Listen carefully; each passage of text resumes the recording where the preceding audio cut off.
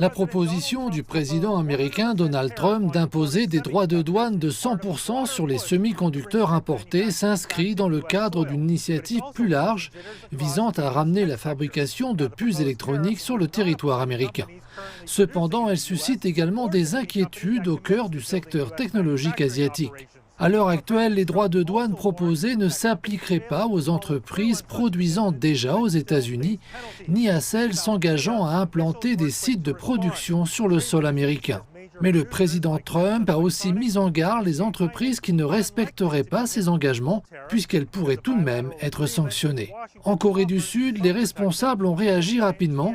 Le ministère du Commerce affirme que les grands fabricants comme Samsung Electronics et SK Hynix ne devraient pas être soumis à la totalité des droits de douane. En effet, un accord bilatéral avec Washington leur offre une certaine protection.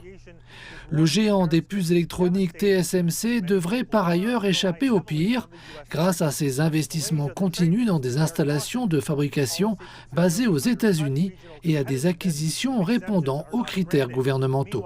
L'Asie du Sud-Est, en revanche, est plus exposée. Aux Philippines, l'Association nationale des semi-conducteurs met en garde contre les conséquences dévastatrices que pourraient avoir ces droits de douane. De nombreuses entreprises locales dépendent effectivement fortement du marché américain. En Malaisie, le ministre du Commerce a mis en garde, estimant que cette politique pourrait nuire gravement à la compétitivité régionale si aucune exemption n'était accordée. Par ailleurs, le Japon semble avoir obtenu une garantie significative. Les États-Unis ont accepté de ne pas imposer de droits de douane plus sévères sur les importations japonaises de puces électroniques que celles d'autres pays.